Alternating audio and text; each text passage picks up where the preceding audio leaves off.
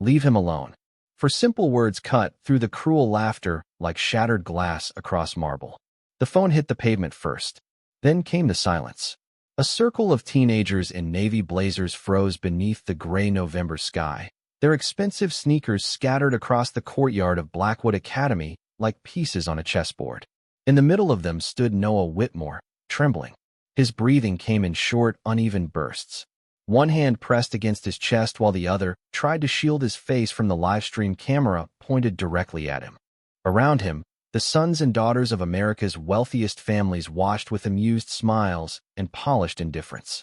Some whispered, some recorded, some laughed louder than the others just to impress their friends. Noah looked small standing there beneath the towering stone archways of the academy his father had donated $40 million to build. His blonde hair fell messily over frightened blue eyes, and his hands shook hard enough to rattle the books lying near his feet. "Read it again," one boy sneered while holding the phone inches from Noah's face.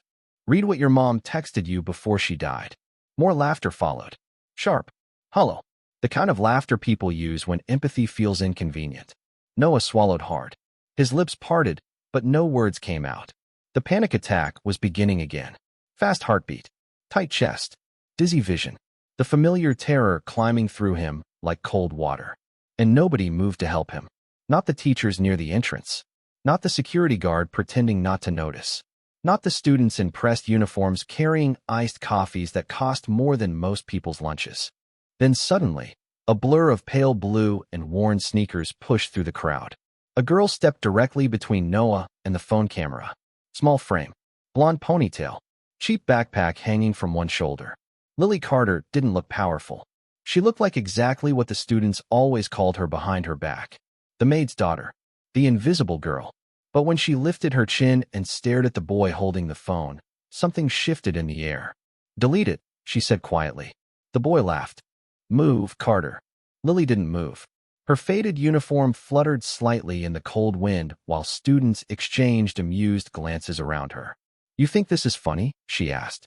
Another student smirked. "What are you going to do about it?" Noah's breathing grew worse behind her. Lily could hear it. Fast, shallow, frightened. She remembered hearing those same sounds through the walls of the Whitmore mansion after midnight, when Noah thought nobody else was awake. She remembered Abigail whispering softly while cleaning Silver downstairs. "Poor boy. Nobody notices when rich kids are hurting." Lily stepped closer to the camera. He said stop. The boy rolled his eyes and shoved the phone toward her face. Or what? The phone never reached her. Because at that exact moment, a black Rolls-Royce pulled beside the courtyard gates. The driver's door opened first. Then Harrison Whitmore stepped out into the cold morning air. 6'3", charcoal overcoat, silver at his temples. The kind of presence that usually made rooms go silent before he even spoke. But today, nobody noticed him immediately. Because Harrison Whitmore had just witnessed something he had not seen in years. Someone protecting his son. The courtyard stayed silent long after the live stream ended. One by one, the students slowly lowered their phones. Expensive watches glinted beneath the pale morning light, while nervous whispers drifted through the cold air like smoke. Harrison Whitmore stood near the academy gates without speaking. His sharp gray eyes moved from the frightened faces of the boys to the trembling shoulders of his son. Then finally, they settled on Lily Carter. She was still standing protectively in front of Noah, even though her own hands were shaking now. Not from fear, from adrenaline. Harrison noticed the small details immediately. The worn edges of her backpack straps. The scuffed white sneakers that had clearly been repaired more than once. The loose thread hanging from the sleeve of her blazer. Blackwood Academy was built for children who arrived in chauffeured Escalades and inherited trust funds before they learned algebra. Lily looked like someone the school tolerated rather than welcomed. Yet somehow, she was the only person in the courtyard who had acted like an adult. Noah stared down at the pavement, unable to meet his father's eyes. His chest still rose too quickly beneath his navy sweater. Harrison knew that look. He had seen it almost every week since Rebecca died 2 years earlier. The sleepless nights, the panic attacks, the silence at dinner. Grief had hollowed Noah out slowly, like waves wearing down stone. Harrison had tried everything money could buy. Therapists, specialists, private retreats in Colorado. None of it touched the loneliness sitting inside his son. because grief did not care about wealth. And children at Blackwood Academy could smell weakness the way sharks smelled blood in water. One of the teachers finally stepped forward with forced concern painted across her face. "Mr. Whitmore, I can explain." Harrison did not look at her. "Can you?" His voice was calm. That made it worse. The teacher swallowed hard. Around them, students shifted uncomfortably beneath the weight of his silence. Harrison slowly walked toward Noah first. For a brief moment, Lily stepped aside, uncertain whether she had done something wrong. Noah kept his eyes lowered while Harrison crouched slightly in front of him. "Are you hurt?" Noah shook his head once. "Barely." Harrison nodded slowly, then looked toward the boys who had been recording. Their confidence had vanished now. One boy awkwardly shoved his phone into his pocket. Another pretended to check messages. Harrison recognized their last names immediately. Hedge fund money, real estate money, political money. Families who sat beside him at charity galas and country club dinners pretending their children were perfect. "Interesting," Harrison said quietly. "Your parents donate millions to anti-bullying campaigns." Nobody answered. The wind carried dead leaves across the stone walkway, while distant church bells echoed from somewhere beyond campus. Then Harrison turned back toward Lily. She froze when his eyes met hers. Most adults at Blackwood barely acknowledged her existence. They looked through her the same way they looked through Abigail while she polished crystal glasses at fundraising events. Invisible people were useful, not important. But Harrison Whitmore was studying her carefully now. "You stepped in front of them," he said. Lily nodded once. "Yes, sir." "Why?" The question caught her off guard. She looked toward Noah for half a second before answering softly. "Because nobody else did." Something shifted behind Harrison's expression then. Small, almost invisible, but real. Before he could respond, another luxury SUV pulled into the courtyard. Parents were arriving for the annual donor breakfast inside the Academy ballroom. Men in tailored coats stepped out laughing into their phones while women carried designer handbags worth more than Abigail earned in months. The perfect image of success.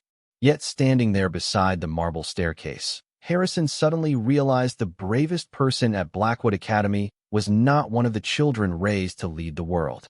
It was the daughter of the woman who cleaned up after them. By lunchtime, the story had already spread across Blackwood Academy, not through official emails or faculty meetings, but through whispers drifting across polished hallways and private group chats hidden behind glowing phone screens. The billionaire's son had another panic attack. The maid's daughter stepped in. Harrison Whitmore saw everything. At Blackwood, information traveled faster than kindness ever did. Lily Carter heard the whispers as she walked quietly through the east corridor carrying a stack of library books against her chest. Students lowered their voices when she passed. Some stared openly now. Others looked away too quickly. For the first time since arriving at Blackwood 2 years earlier, people actually noticed her. She hated it. The academy felt even colder after the morning incident. Sunlight poured through massive glass windows onto marble floors polished so brightly they reflected the chandeliers overhead. Every hallway smelled faintly of expensive perfume, fresh coffee, and lemonwood polish. It was the kind of place built to impress donors rather than comfort children. Portraits of past benefactors lined the walls in gold frames. Senators, CEOs, old money families with names carved into buildings across the country. Lily moved carefully through that world like someone afraid to leave fingerprints behind. She knew exactly how people saw her. Not as a student. As the daughter of the housekeeper who sometimes worked Whitmore charity events. She could still remember her first week at Blackwood after receiving a partial academic scholarship. One girl had stared directly at her thrift store shoes and whispered loudly, "Why is the cleaning staff allowed to attend classes?" The memory still burned. Lily turned into the library, grateful for the quiet. Unlike the rest of Blackwood Academy, the library felt honest somehow. Warm lamps glowed beside leather chairs worn soft with age. Rain tapped gently against the tall windows while the scent of old paper and cedar wood wrapped around the room like a blanket. This was where Lily waited every afternoon while Abigail finished cleaning offices downtown. It was also where Noah Whitmore usually hid. Sure enough, she spotted him sitting alone near the back corner beneath a stained glass window. His lunch tray sat untouched beside an open history book. He looked calmer now, but the exhaustion remained in his eyes. Noah glanced up when Lily approached. For a second, Embarrassment crossed his face. "You do not have to sit here," he said quietly. Lily slid into the chair across from him anyway. "Good," she replied softly. "Because I was planning to." Noah looked down at the table again, his fingers tightening slightly around the edge of the book. "They are probably going to make your life worse now." Lily shrugged. "They already did not like me." A faint smile almost appeared on Noah's face before disappearing again. Outside the library windows, dark clouds rolled slowly over the city skyline. The weather matched the heaviness inside him. Lily studied him carefully without making it obvious. Her mother always said hurting people hated being stared at. Noah was not weak. He was exhausted. There was a difference. "My mom says panic attacks feel like drowning while everyone else keeps breathing normally," Lily said gently. Noah blinked in surprise. "Your mom gets them?" Lily nodded once. "Sometimes after late bills arrive." Noah stared at her then. Really stared. Maybe for the first time in months, someone had spoken to him without pity, fear, or awkwardness. Just honesty. The silence between them became softer after that. Not empty. Safe. But elsewhere inside Blackwood Academy, another silence was beginning to spread. Harrison Whitmore sat alone inside the headmaster's office overlooking the football field while expensive rain streaked across the tall windows. In front of him sat disciplinary reports, donor contracts, and a paused security video from the courtyard. On the screen, Lily Carter stood protectively in front of Noah while dozens of students watched. Harrison leaned back slowly in the leather chair, unable to stop thinking about one simple sentence. Because nobody else did. The rain had stopped by the time evening settled over the Whitmore estate, but the mansion still felt cold. Massive windows overlooked the glowing city below while soft jazz drifted quietly through hidden ceiling speakers. Everything inside the house was flawless. The marble floors reflected warm golden light. Fresh lilies sat arranged in crystal vases taller than most children. The scent of cedarwood and expensive candles lingered through every hallway. Yet none of it felt alive anymore. Not since Rebecca Whitmore died. Harrison stood alone in his private study with the security footage playing again across the wall-mounted screen. Lily stepping forward. Noah shrinking behind her. The crowd laughing. Harrison had built billion-dollar companies by noticing details other people ignored. Weaknesses in contracts. Tiny shifts in markets. Lies hidden beneath polished smiles. But somehow he had missed what was happening to his own son right in front of him. Again, the video reached the moment where Lily said, "Because nobody else did." Harrison paused the screen there. A quiet knock interrupted the silence. "Come in," he said. The door opened carefully. Noah stepped inside wearing gray sweatpants and an oversized sweater, his blonde hair still damp from a shower. He looked younger at home somehow. Smaller. Harrison noticed dark circles beneath his son's eyes. Another thing he had ignored for too long. Noah hesitated near the doorway like someone unsure whether he was welcome. That realization hurt more than Harrison expected. "You wanted to see me?" Noah asked softly. Harrison nodded toward the chair across from his desk. "Sit down." Noah obeyed quietly. The room fell silent except for rainwater dripping outside the windows. Harrison rarely struggled for words during business meetings. But speaking to his own son felt strangely difficult now. "How long has this been happening?" Noah stared at the floor immediately. "It is not a big deal." Harrison's jaw tightened slightly. "Noah." The boy swallowed hard. "Since last year." Harrison felt something cold settle heavily in his chest. Last year. Months of humiliation. Months of warning signs. And he had seen none of it. Because while he was building another corporate tower in Manhattan and flying between boardrooms, his son had been drowning quietly inside one of the most expensive schools in the country. Harrison leaned back slowly. "Why did you not tell me?" Noah gave a small, empty laugh that sounded far too old for a 14-year-old boy. "You are always busy." The words were not cruel. That made them worse. Harrison looked away toward the city lights outside. Rebecca used to warn him about this. She used to tell him that children did not need perfect fathers. They needed present ones. But Harrison Whitmore had always believed he could solve problems later. Fix things after the next acquisition. After the next quarterly report. After the next flight. Grief had exposed how wrong he was. "Lily stayed with me after everyone left," Noah said quietly. Harrison looked back at him. Noah's voice softened further. "She sat with me in the library for almost an hour." Harrison remained silent. "She did not treat me like I was broken," Noah whispered. "Most people do now." Those words lingered heavily inside the room. Harrison remembered the way Lily had stood in front of the livestream camera without hesitation. No calculation, no fear about consequences, just instinctive kindness. He had spent years surrounded by executives who spoke endlessly about leadership, courage, and integrity during charity dinners beneath crystal chandeliers.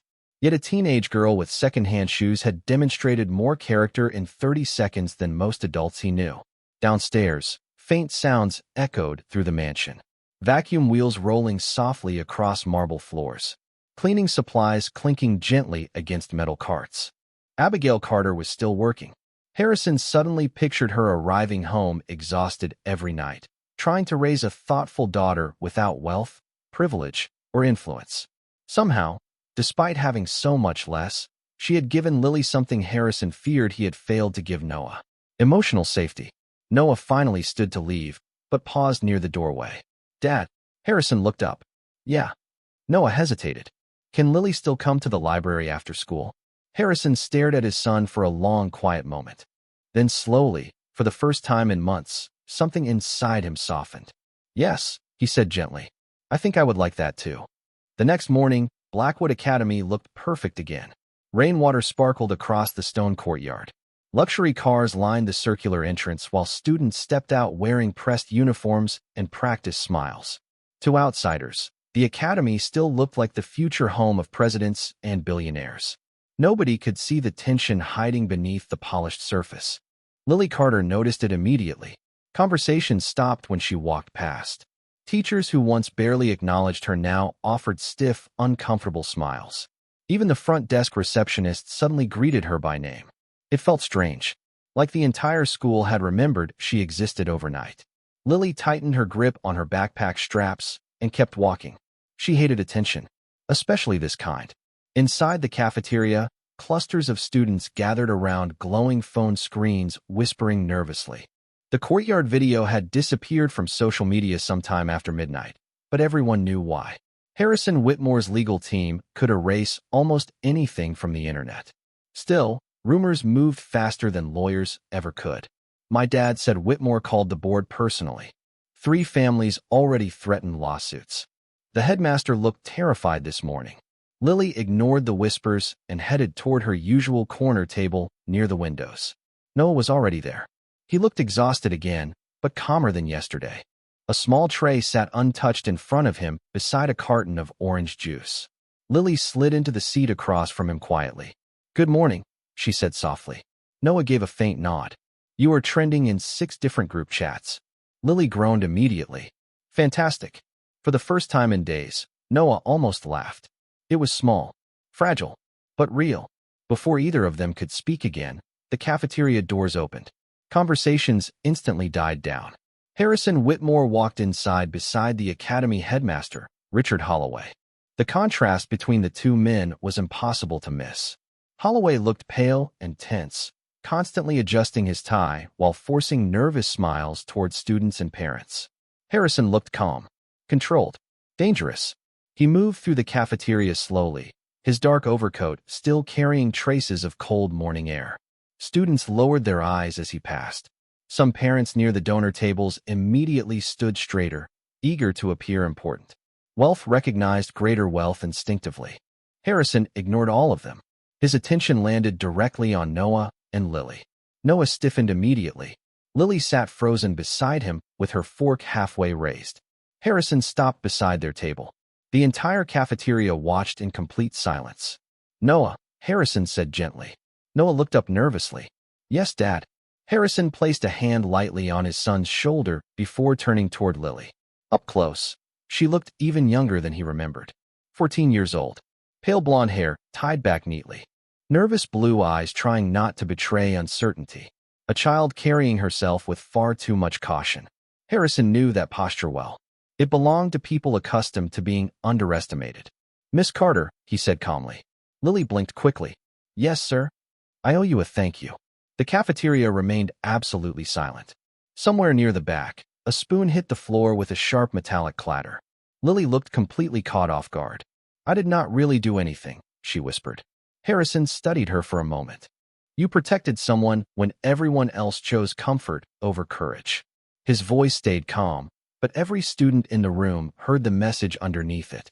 Noah stared down at the table quietly while Harrison continued. That matters.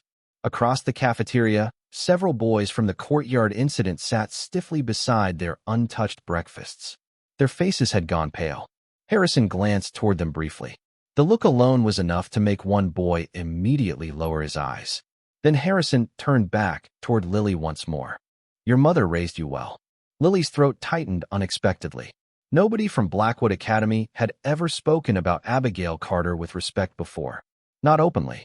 Not in front of wealthy families and school administrators. Harrison gave a small nod toward both teenagers. Enjoy your breakfast. Then he walked away with Headmaster Holloway hurrying nervously beside him. The moment the cafeteria doors closed behind them, whispers exploded across the room like wildfire. But Lily barely heard any of it. Because for the first time since arriving at Blackwood Academy, someone powerful had looked directly at her and seen dignity instead of status. By the end of the week, Blackwood Academy no longer felt untouchable. The change was subtle at first. Teachers suddenly monitored hallways more carefully. Students who once laughed openly now lowered their voices when Noah Whitmore walked by. 2 boys involved in the livestream incident disappeared from classes entirely after their parents were called into emergency meetings with the administration. Nobody knew exactly what Harrison Whitmore had said behind closed doors, but the effect spread through the academy like an approaching storm. Wealthy families who usually controlled every conversation were suddenly nervous. And nervous rich people became very polite very quickly. Lily Carter noticed the shift everywhere. Doors held open for her now. Teachers asking if she needed help carrying books. Students pretending they had always been kind. It made her uncomfortable. Kindness that appeared only after powerful people approved of you never felt entirely real. Friday afternoon arrived cold and windy. Gray clouds drifted low above the football field while dead leaves scraped across the stone pathways outside the library. Inside, warm yellow lamps cast soft circles of light across rows of old books. Noah sat beside the tall windows working quietly through algebra homework while Lily read from a weathered copy of To Kill a Mockingbird across the table. The silence between them had become easy now, comfortable. Noah no longer flinched every time footsteps approached nearby. He even smiled occasionally, though the sadness in his eyes still lingered like fog that had not fully lifted. Lily glanced up from her book. You missed question 7. Noah frowned toward his paper. I did. She leaned over slightly and pointed at the equation. You forgot the negative sign. Noah stared at the page for a second before laughing softly under his breath. You are better at this than our math teacher. That is not difficult, Lily replied. Noah shook his head, smiling faintly. You know, most people act weird around me now. Lily returned to her book. Most people at Blackwood act weird all the time. That earned a real laugh from him this time. Quiet. Genuine. The kind of laugh Harrison Whitmore had not heard from his son in almost 2 years. Because at that exact moment, Harrison stood silently outside the partially open library doors holding a conference folder beneath one arm. He had arrived early to pick Noah up after meetings downtown, but the sound stopped him before he entered. Laughter. Noah's laughter. Harrison remained perfectly still in the hallway. Through the narrow opening, he watched the 2 teenagers sitting together beneath the stained glass windows. No expensive therapy sessions. No specialists charging $500 an hour. Just a frightened boy slowly learning how to breathe again because one girl chose kindness when everyone else chose cruelty. Harrison looked down briefly, suddenly overwhelmed by something unfamiliar. Guilt. Deep. Sharp. Heavy. Rebecca would have noticed Lily immediately. She always noticed good people before anyone else did. Harrison remembered his late wife stopping conversations at charity galas just to speak kindly to servers nobody acknowledged. He used to admire that quality without understanding how rare it truly was. Now he finally did. Inside the library, Lily suddenly noticed movement near the doorway. Her expression shifted slightly. Your dad is here. Noah turned quickly. Harrison stepped inside before either teenager could stand. Sorry, he said quietly. I did not mean to interrupt. Noah looked calmer around his father now. Less afraid. Harrison noticed that too. Lily immediately started gathering her books. I should probably go anyway. My mom finishes work at 6.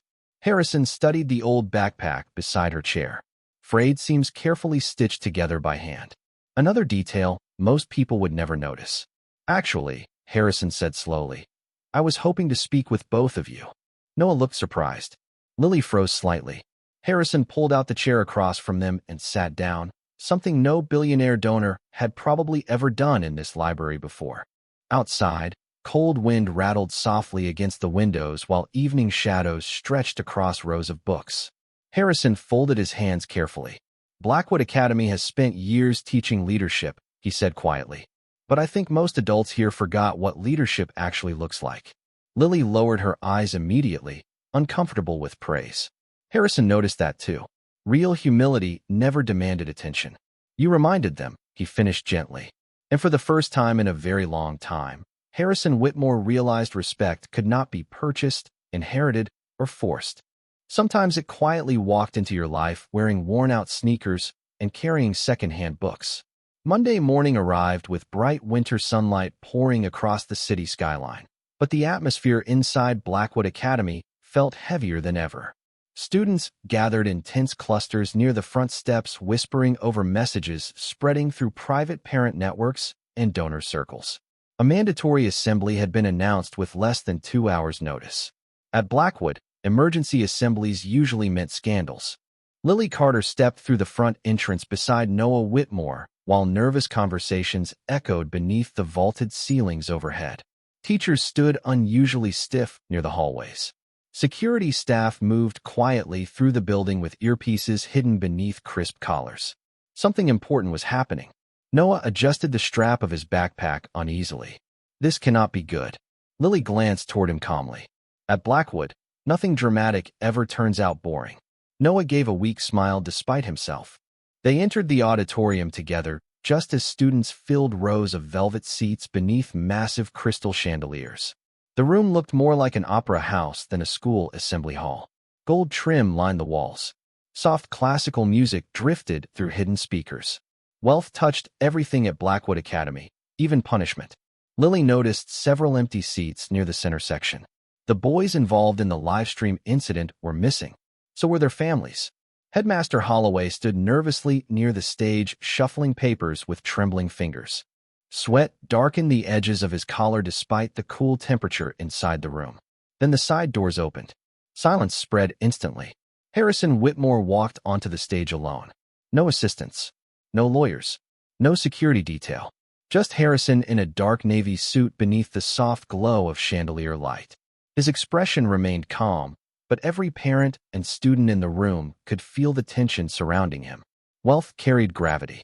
And Harrison Whitmore was one of the wealthiest men in America. Holloway stepped toward the podium first. Thank you all for attending this morning. His voice sounded strained. Recent events have forced this institution to reflect deeply on our responsibilities regarding student safety and conduct. Nervous murmurs rippled softly through the audience. Holloway continued speaking about policy reviews, disciplinary measures, and school values, but almost nobody listened. Everyone watched Harrison instead. Finally, Holloway stepped aside. Harrison approached the podium slowly. The room became completely silent. Even the air conditioning seemed quieter somehow. Harrison rested both hands lightly against the polished wood before speaking. For years, he began calmly, this academy has marketed itself as a place where future leaders are shaped. His voice carried effortlessly through the massive auditorium. Controlled. Precise. But leadership is not measured by family wealth. It is not measured by influence, connections, or social status. Several parents shifted uncomfortably in their seats. Harrison's gaze moved slowly across the room. Leadership reveals itself when protecting someone comes with personal risk. Lily immediately lowered her eyes. Noah glanced toward her quietly. Harrison continued. Last week, my son experienced public humiliation while dozens of students watched. The room remained frozen. Most people stayed silent. Harrison paused briefly. One person did not. Slowly, he turned toward Lily's section of seats. Hundreds of heads turned with him.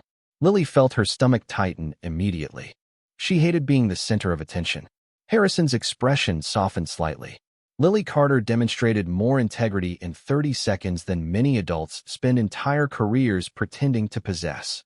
The silence inside the auditorium deepened. Lily could barely breathe now. Nearby students stared at her with wide eyes. some shocked, some ashamed. Noah sat beside her quietly, looking proud for the first time in a very long while. Harrison reached into his suit jacket and removed a folded document. "Effective immediately," he said calmly. "The Whitmore Foundation will establish a full academic and leadership scholarship in Lily Carter's name for students who demonstrate extraordinary courage and compassion regardless of financial background." Gasps spread softly through the auditorium. Lily's eyes widened in disbelief. Harrison continued before anyone could react further. "Additionally, Blackwood Academy will begin mandatory anti-bullying reforms overseen directly by my foundation." Several board members seated near the front looked deeply uncomfortable now. Harrison noticed. He did not care. "Because character," he said quietly, "matters far more than pedigree." In the back row near the auditorium doors, Abigail Carter stood frozen, holding a janitorial cart she had been pushing moments earlier. Tears filled her eyes almost instantly. For years, she had moved invisibly through these hallways, polishing floors and emptying trash bins, while wealthy families barely acknowledged her existence. And now the most powerful man in the building was speaking her daughter's name with pride. The assembly ended in complete silence. Not the comfortable silence of polite applause or formal ceremonies. This silence felt heavier, honest. Students sat frozen beneath the glowing chandeliers while Harrison Whitmore stepped away from the podium and walked directly toward the back of the auditorium, toward Abigail Carter. For a brief moment, nobody moved. Abigail still stood beside her janitorial cart wearing pale blue cleaning gloves and a gray housekeeping uniform slightly wrinkled from hours of work. Her eyes shimmered with tears she clearly did not want anyone to see. All around her sat people dressed in tailored coats, silk scarves, and luxury watches worth more than her yearly salary. Usually, women like Abigail disappeared into the background at Blackwood Academy. But not today. Harrison stopped directly in front of her. The most powerful donor in the school standing face to face with the woman who emptied office trash cans after dark. Abigail immediately lowered her eyes. Years of invisible labor had taught her that wealthy people rarely approached workers unless something was wrong. "Mr. Whitmore," she said softly, nervousness trembling through her voice. Harrison looked at her carefully for a long moment before speaking. "You raised an extraordinary daughter." Abigail blinked quickly, completely caught off guard. Around them, parents and administrators watched in stunned silence. Harrison Whitmore was not a sentimental man. Business magazines called him ruthless, efficient, brilliant. Nobody expected gentleness from him. Yet there it was now, quiet and unmistakable in his voice. Abigail struggled to find words. "I just tried to teach her kindness," she whispered. Harrison glanced toward Lily across the auditorium. The girl still sat frozen beside Noah, looking overwhelmed by the attention surrounding her. "Then you succeeded," he said quietly. Something inside Abigail finally broke then. Not dramatically, not loudly. Just years of exhaustion and quiet humiliation suddenly surfacing all at once. She pressed trembling fingers against her mouth as tears rolled softly down her cheeks. Harrison noticed immediately and lowered his voice further. No parent should feel invisible after raising a child like that. Nearby, several wealthy parents shifted uncomfortably. Some looked ashamed. Others avoided eye contact entirely. Because deep down, many of them understood something painful in that moment. They had spent years investing in prestige while overlooking character completely. Across the auditorium, Noah quietly stood and walked toward Lily. "You okay?" he asked gently. Lily looked overwhelmed. "I think I might throw up." Noah laughed softly under his breath. "That means you are definitely okay." Lily glanced toward Abigail, standing beside Harrison near the back doors. Her mother looked smaller somehow beneath the enormous crystal chandeliers and towering marble columns. Yet at the same time, Lily had never seen her stand taller. "My mom hates attention," Lily whispered. Noah smiled faintly. "I think your mom deserves this one." Slowly, people throughout the auditorium began clapping. It started quietly with a single teacher near the front row. Then another. Then more. Soon the entire room filled with applause echoing beneath the high painted ceilings of Blackwood Academy. Not forced applause. Not polite applause. Real applause. Abigail looked stunned by the sound. Lily's eyes filled instantly with tears she tried unsuccessfully to hide. Harrison stepped slightly aside then, allowing the moment to belong entirely to them. Because for once, wealth was no longer the center of the story. Character was. Later that afternoon, after the crowds finally disappeared and the academy returned to silence, Lily sat alone outside near the stone fountain overlooking the football field. Cold wind carried the scent of pine trees through the empty courtyard, while fading sunlight painted the campus gold. She heard footsteps approaching softly behind her. Harrison Whitmore sat carefully beside her on the fountain ledge, without his usual security team or corporate assistants nearby. Just a father looking tired and honest for the first time in years. For several quiet seconds, neither of them spoke. Then Harrison looked out across the empty campus and said softly, "You gave my son something I could not buy for him." Lily frowned slightly. "What?" Harrison's expression softened as distant afternoon light reflected across the water. "Safety," he answered. Winter faded slowly after that day at Blackwood Academy. Snow along the sidewalks melted into cold silver streams while the city moved quietly toward spring. But inside the Whitmore family, something far more important had begun to thaw.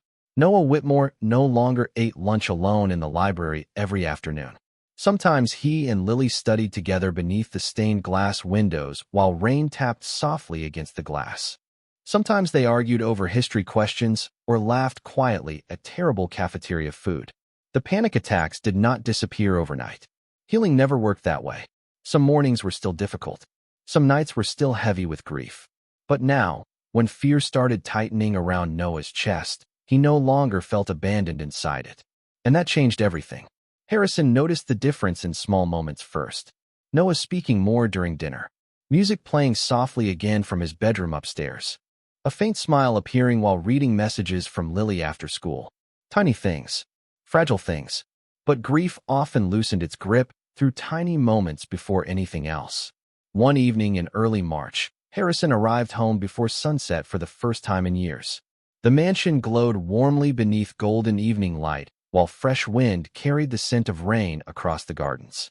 As he entered the front hallway, he heard something unexpected drifting from the living room. Laughter. Real laughter. Harrison stopped immediately. Inside the room, Noah and Lily sat cross-legged on the carpet surrounded by textbooks and scattered note cards while Abigail organized flowers nearby for an upcoming charity dinner. Noah was laughing at something Lily had just said while the girl rolled her eyes dramatically, pretending to be offended. The sound filled the mansion differently than music ever could. Warmer. Human. Abigail noticed Harrison first and immediately straightened nervously. "Good evening, Mr. Whitmore." Harrison shook his head gently. "Please," he said quietly. "You do not have to stand every time I enter a room." Abigail looked startled by the kindness in his voice. Across the carpet, Noah glanced up smiling faintly. "Lily says my chemistry project looks like a microwave exploded." Harrison looked at the crooked cardboard model covered in wires and crooked labels. "She may have a point." Noah laughed again. Harrison froze internally for half a second hearing the sound. Rebecca used to say Noah's laugh sounded exactly like sunlight hitting water. Harrison had forgotten that until now. Lily noticed the shift in his expression immediately. She was observant that way. Quiet children usually were. Harrison looked toward the enormous windows overlooking the city skyline, glowing beneath soft sunset colors. For years he had believed success meant protecting his family through wealth, influence, and security. But sitting there in the warmth of that room, watching his son slowly come back to life beside the daughter of a housekeeper, Harrison finally understood something Rebecca had tried to teach him long ago. People were not saved by power. They were saved by love made visible through small acts of courage. Weeks later, Blackwood Academy officially unveiled the Carter Leadership Scholarship beneath banners hanging across the marble entrance hall. Students gathered around displays featuring community service projects and anti-bullying initiatives funded through the Whitmore Foundation. But the most important change at Blackwood could not be printed on brochures or engraved onto plaques. Students had started paying attention differently now. Quiet kids were no longer completely invisible. Teachers intervened faster when cruelty appeared. And for the first time in years, the academy felt slightly less cold. On the final afternoon before spring break, Lily stood outside near the stone fountain, watching golden sunlight dance across the water. Noah sat nearby, sketching absent-mindedly in a notebook, while soft wind moved through the trees overhead. "You know," Noah said quietly without looking up, I think my mom would have liked you. Lily smiled softly. I think I would have liked her too. Across the courtyard, Harrison watched them from the academy steps beside Abigail. Neither spoke for a long moment. Then Abigail glanced toward her daughter and whispered softly, almost to herself, I always worried she would grow up feeling small in places like this. Harrison looked toward Lily, standing confidently beneath the spring sunlight. She did not, he said gently. She reminded everyone else how small cruelty really is. And somewhere deep inside the halls of Blackwood Academy, where power and privilege had once mattered more than compassion, something quiet and extraordinary had finally taken root. Because sometimes the strongest person in the room is not the loudest one. Sometimes it is simply the person brave enough to stand beside someone hurting when everyone else walks away.